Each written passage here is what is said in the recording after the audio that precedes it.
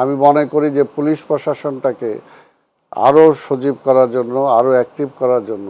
তবে এটা একটা চলমান প্রক্রিয়া, চলমান থাকবে এবং এর মধ্যে দিয়েই আমাদেরকে এগিয়েও যেতে হবে। পাশাপাশি আমাদের সামনের যেটা মূল দায়িত্ব এই সরকারের, সেটা হলো যে একটি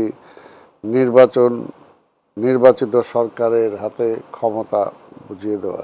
সেই ব্যাপারেও তাদেরকে একটা টার্গেট ফিক্স আপ করতে হবে এবং এর আগে অবশ্যই একটা জাতীয় ঐক্য, যে এই আন্দোলনের মধ্য দিয়ে যে সমস্ত রাজনৈতিক দলগুলো মাঠে ছিল, আজকে সবার সেই ঐক্যটাও অবশ্যই বজায় রাখতে হবে। যে কারণে আমরা বলেছি যে সরকারকে সময় অবশ্যই আমরা দিতে চাই, যৌক্তিক সময় দেয়া প্রয়োজন।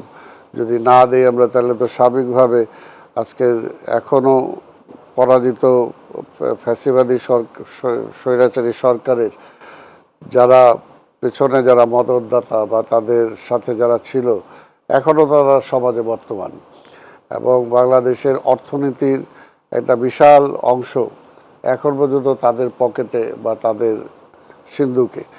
সেগুলোকে আদায় করা এবং সেগুলোকে ফিরিয়ে আনা, পাশাপাশি আজকে প্রশাসনকে যেভাবে তারা মানে একেবারে অথর্ব করে দিয়েছে, সেগুলোকে আবার পুনরায় জীবিত করা, সব কিছু ক্ষেত্রে আজকে শিক্ষা প্রতিষ্ঠান সহ সব কিছুতে মানুষের জনজীবনে, এমনকি দেখেন নাগরিক জীবনের আজকে যে অবস্থা, আজকে রাস্তার যে ট্রাফিক যে সংকট, এটা তো একটা চরম একটা অবস্থা। তো এখানে এখনও এতদিন হয়ে গেল, আমি আশা করেছিলাম যে পুলিশের ব্যাপারে আরও একটু কার্যকর ব্যবস্থা গ্রহণ করবে এই সরকার, কিন্তু বারবারই আমরা দেখা যাচ্ছে সেই পুরনো পুলিশ যারা ছিল, যারা এই ফ্যাসিবাদীর একটা হিসাবে, ক্রিমিনালক হিসাবে যারা কাজ করেছে, হাতিয়ার হিসাবে যারা কাজ করেছে, স্বাভাবিকভাবে আজকে সেই ভয়ে বা তাদের সেই অনুশোচনায় আজকে তারা নিজেরাই সেই কাজে অংশগ্রহণ করছে না। তাই বলে কি মাসের পর মাস আমরা কি তাদের জন্য বসে থাকব?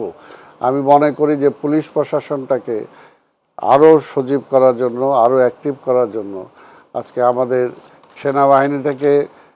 সেনাবাহিনীতে কয়েক হাজার অন্তত আমাদের লোক, জনবল এই পেশনে এনে হলেও পুলিশ বাহিনীটাকে আজকে অ্যাক্টিভ করা দরকার, শক্তিশালী করা দরকার এবং আজকে